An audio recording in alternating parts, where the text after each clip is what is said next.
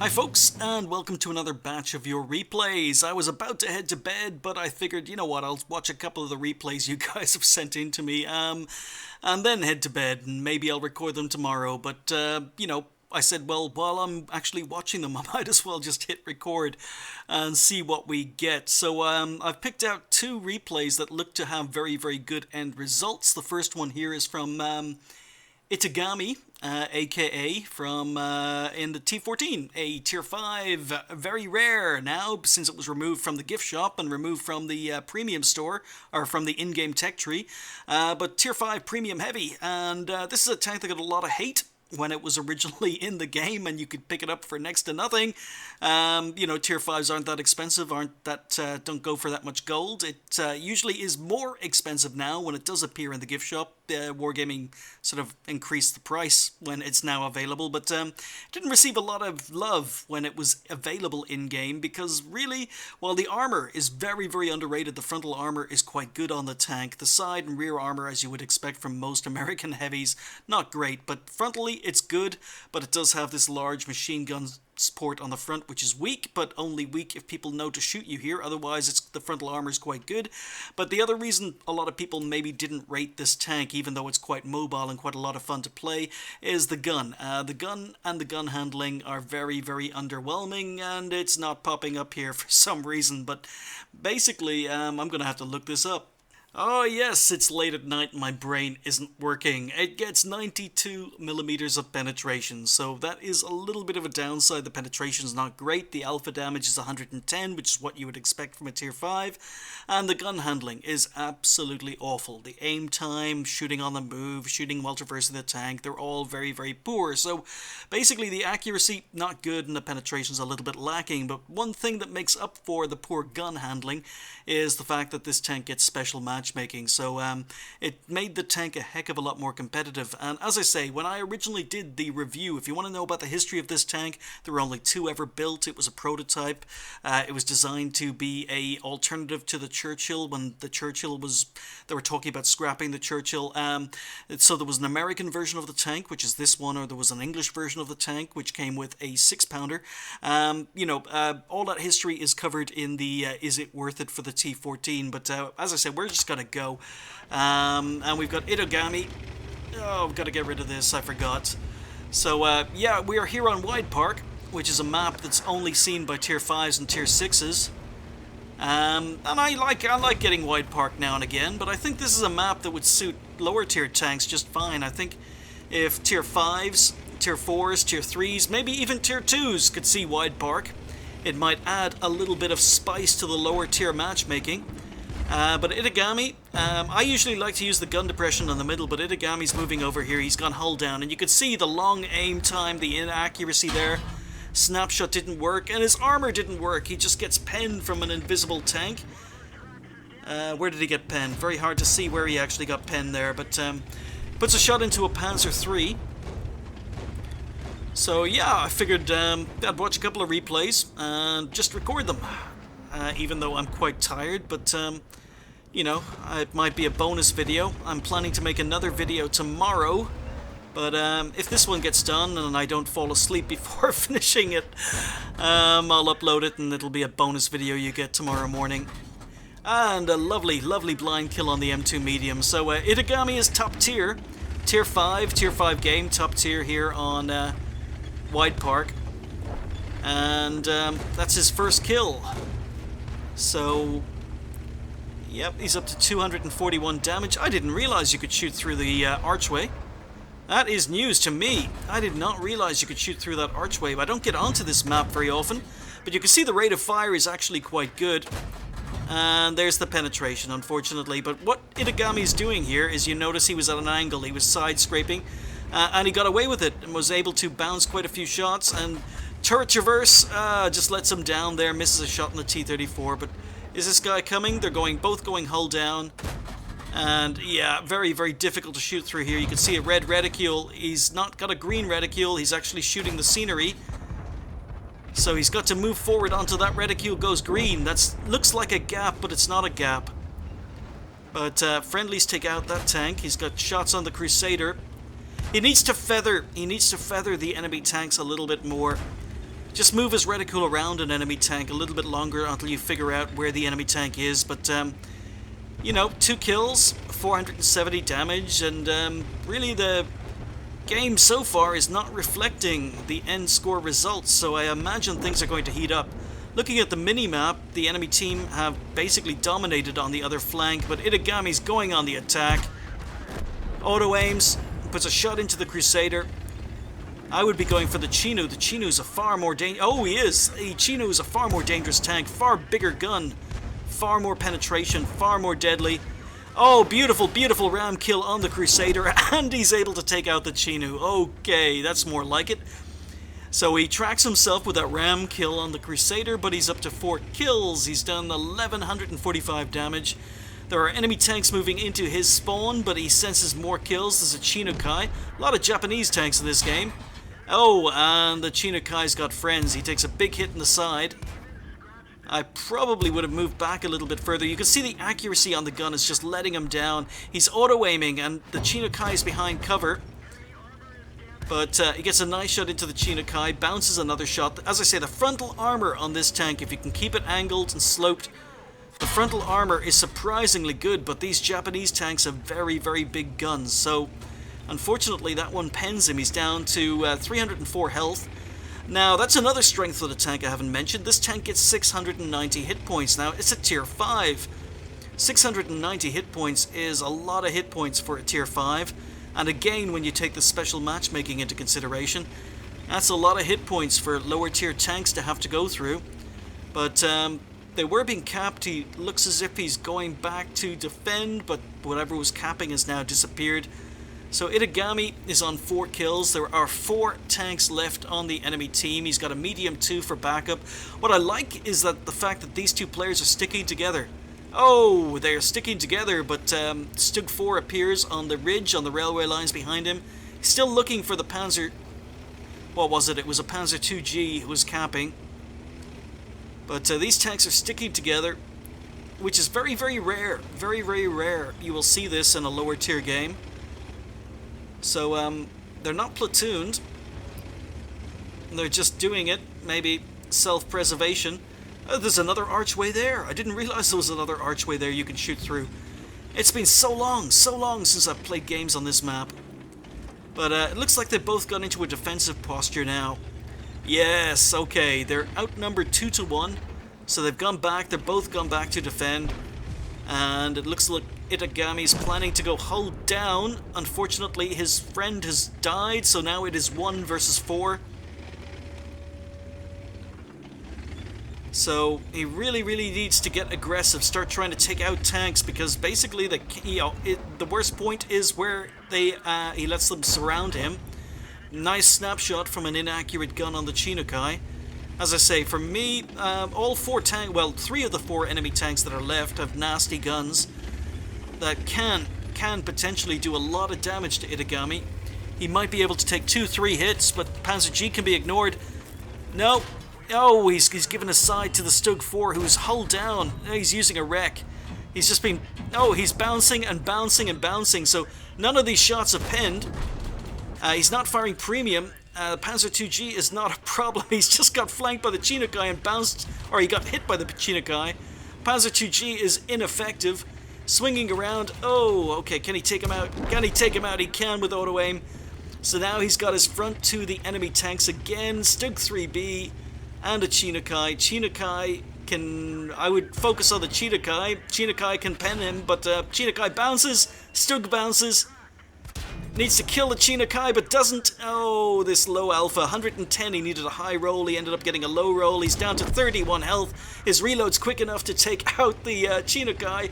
Oh, so lucky, but also the armor doing a great job. And his tracks absorb another shot for the Stug 3B. Chinokai was ammo racked. Okay, Chinokai was ammo racked, therefore the rate of fire was good enough to take him out, but can he do this? He's on premium ammo now. He bounces the Stug 3B, auto aims again, maybe a little bit too much auto aim, but takes out the 3B for kill number 8. exciting end to that game. Very, very lucky but exciting end, and it basically shows you how troll the armor on the T14 can be. I mean, okay, he got penned, but there were a lot of shots he was taking in the side, a lot of shots he was taking in the rear that maybe should have penned but actually bounced, and I think the T14 is a little bit of a troll machine when it comes to armor. Yeah, so from the end results, I was expecting this to be an exciting game, and it turned out to be exactly that. It was an ace tanker, not surprisingly. Radley Walters for Ittogami in the T14. He picked up Spartan, Cool-Headed, Steel Wall, High Caliber, and Top Gun, the automatic Top Gun.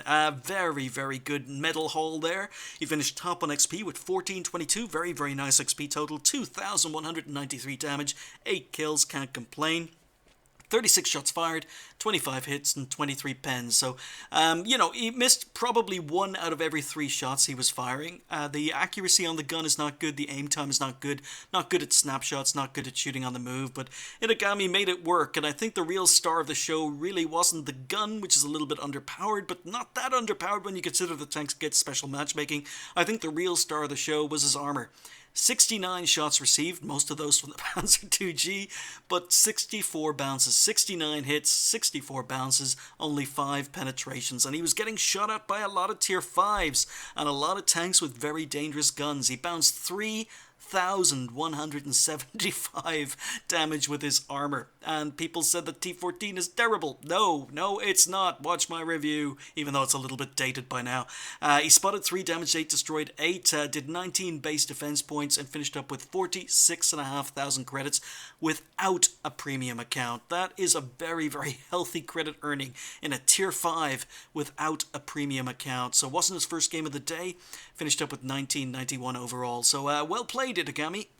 Next up, we've got Procrastinator7 in the SAU 40. This is the French Tier 4 TD, although in real life it was an SPG/TD. It actually performed both roles, but it's only featured on the channel once before. This is a tank that has only been on the channel once before, so I figured when I saw this replay just before I went to bed last night, I'd feature it, because while I did feature it on the channel before, I basically talked about why I didn't like it.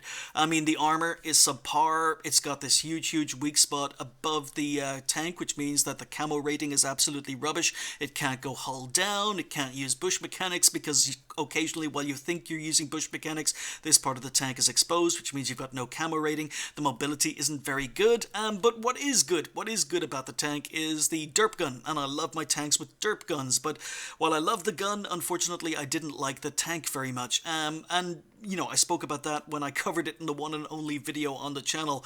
But what I didn't talk about in that particular video was the history, which was a shame, because it was before I was doing histories and talking about the background of tanks. But the history of this tank is very, very, very interesting.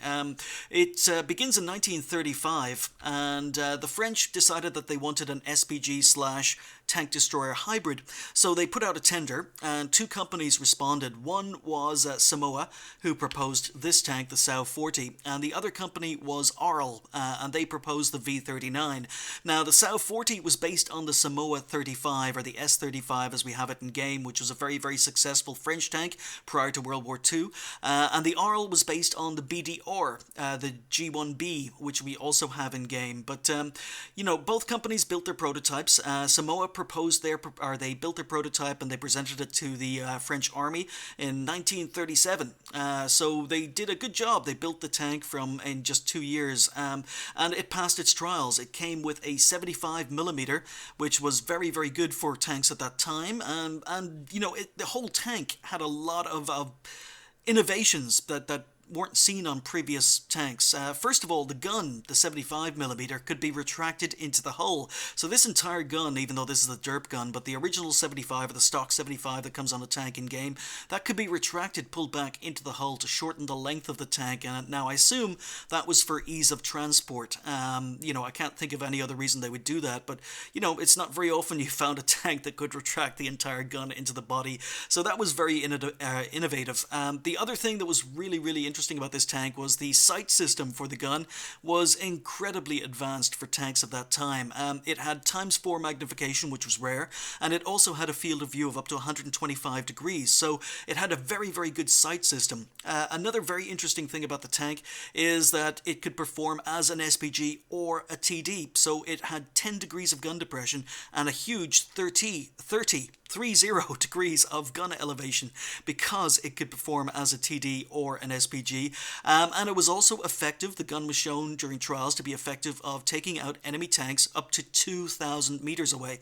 So it had a huge range of fire, it had very good sights, and it was just a very, very advanced tank for its time. Well, the project ended up being approved, and in 1939 initially 36 of these tanks were ordered, and by 1940 the tank was basically, or another 75 of these tanks were ordered and to be put into production. However, in June 1940, as we know, Germany invaded. Now, while we don't know exactly how many of these tanks were actually produced, we do know that the prototype with the 75mm and the production tanks did fight in the Battle for France. Now, the major difference between the prototype and the production model was, unfortunately, due to a shortage of guns. Only the prototype got the 75mm. The production tanks that were built, they got a 47mm, but not very many of them survived, and I don't actually know if any of them still exist today, but essentially with the fall of France in June 1940, basically all further development of the tank was cancelled. So we don't actually know how many of these were built. We know how many were ordered, but we don't know how many were built before the invasion of by Germany. But extremely interesting tank in real life that could actually perform as an SPG or a tank destroyer. Interesting tank, and I didn't really get to talk about the history before, but as I say, the biggest strength of this tank isn't its armor, which is terrible, isn't its mobility, which isn't very good unless it's going downhill, isn't its camo rating, which is terrible. It's this derp gun, which has a very, very high shell velocity. This is a derp gun that basically fires like a gun firing AP.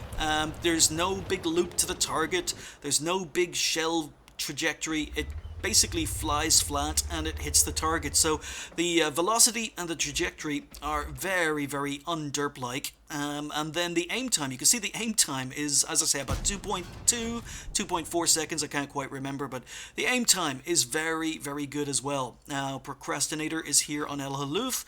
He's setting up in the usual TD place because this is a tank that needs to be played quite passively. If you play it aggressively, it's going to cause you a lot of problems. The camo rating and the armor just aren't very good.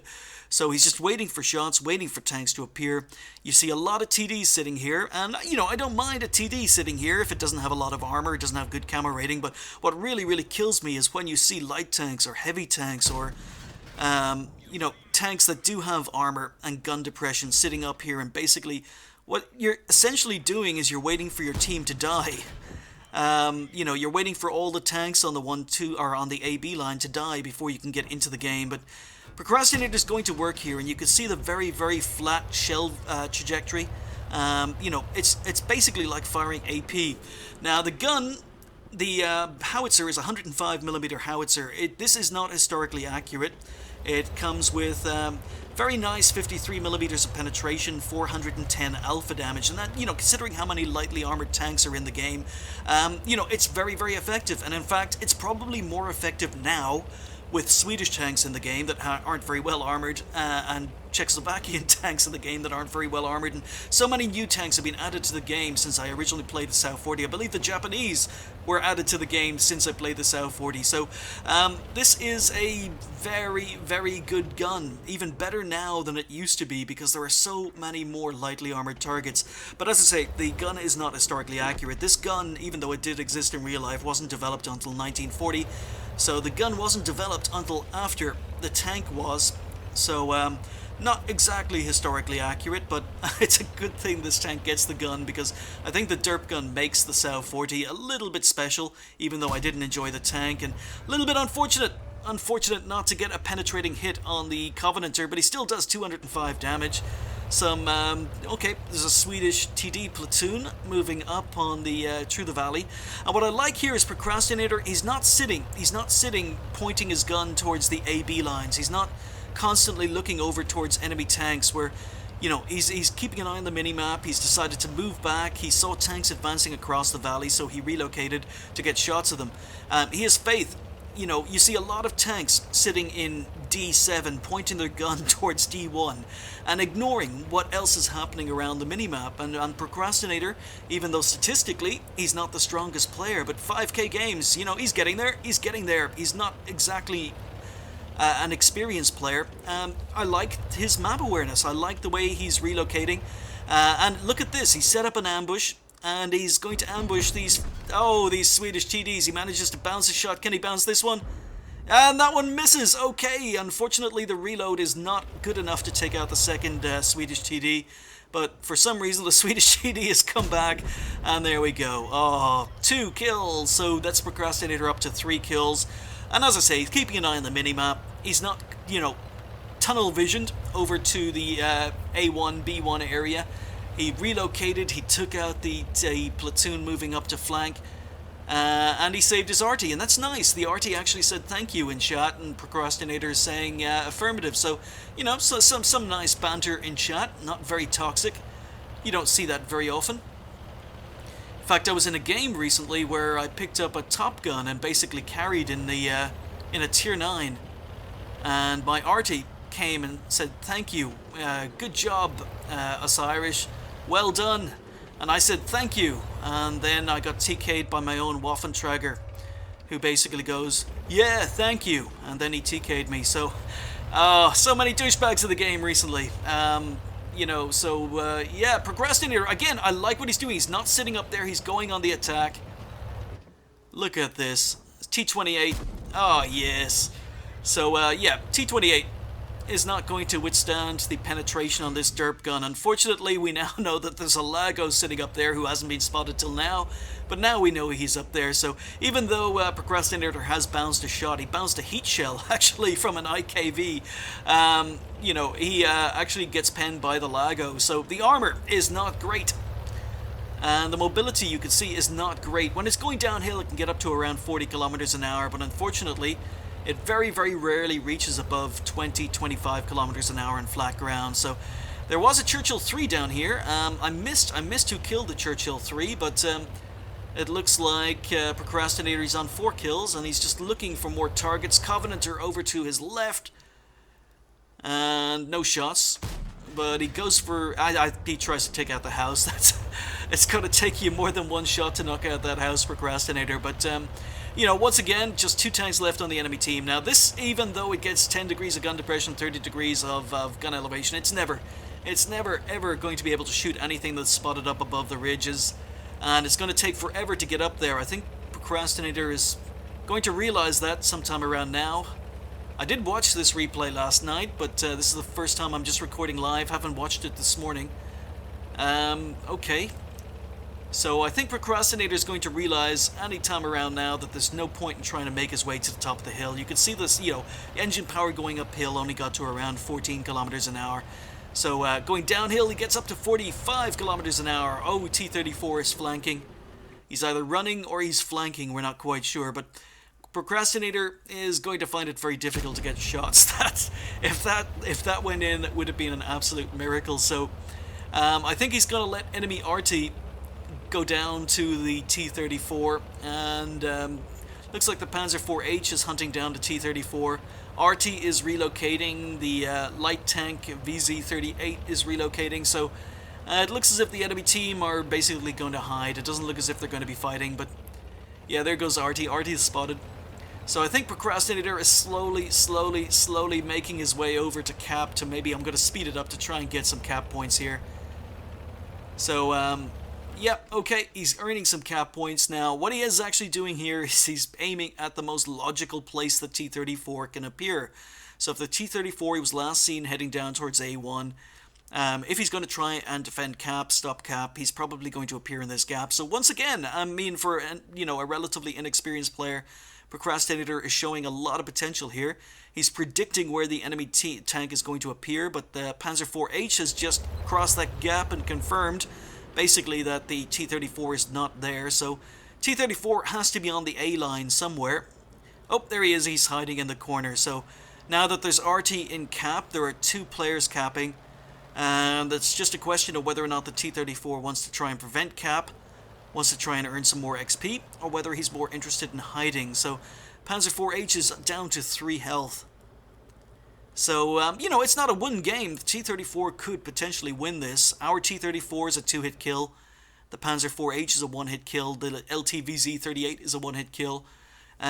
So it's really, you know, they're capping. They're up to 48 seconds left to go. It's just down to what the T-34 wants to do. Does he want to go down fighting, or does he want to hide? And it looks like he wants to go down fighting. He's managed to flank the enemy tanks. He's going for cap. He's going to try and reset the cap. So I like that. I like that from the T-34. He's not just going to hide. He's not going to suicide. It allows Procrastinator to get a little bit more XP. And the T-34, even though he suicided, is procrastinating. No, he doesn't load in time. Yeah, even though the T-34 suicided and he ended up dying, what he actually did do is he got 2 shots into the LEFH-18B2, which means more XP and experience. He managed to decap the LEFH, which means more XP. So yeah, T-34 made the right decision in the end, even though he was hiding in the corner. So a very solid game in a tank that has only featured on the channel once before, the SAU-40. And if anyone talks about OP tanks or good tanks at tier 4, this is a tank that will never ever get anywhere near the top of the list. You know, the tank is just too situational and it's not a lot of fun to play. At least my experience of the tank, it wasn't a lot of fun to play. Some of you out there may differ, but what is fun about the tank is the derp gun and the characteristics of the derp gun, which basically acts like a gun-firing AP, even though it's a derp gun. And the view range. I forgot to mention, the view range for the SAU-40 is actually very good. As I say, in real life, it came with a very advanced optics system, and in-game, as a Tier 4 TD, it's got 330 meters of view range, which doesn't sound great, but considering it's a TD and it's a Tier 4, 330 meters is very good. So you want to boost that with equipment and crew skills. But yeah, it was an ace tanker for Procrastinator. He finished up with high caliber, finished top on XP with 1027. He did 1298 damage as a tier 4 in a tier 5 game. 4 kills, very nice. 13 shots fired. He only managed to hit 7. But he also splashed 7 penetrations, or he splashed 2, so decent performance from the gun, and just remember, Procrastinator pretty much shot what he was aiming at. Most of the shots he missed, he actually was taking blind shots at tanks in the distance, so he blocked 300 damage with his armor, thanks to enemy tanks firing heat, spotted 2, damaged 6, destroyed 4, did 182 assistance damage and 35 base defense points, and earned 26,500 credits with a premium account in a tier 4, which isn't too shabby. Wasn't his first game of the day. So yeah, SAU-40 only featured on the channel once before. Very interesting history, very interesting tank.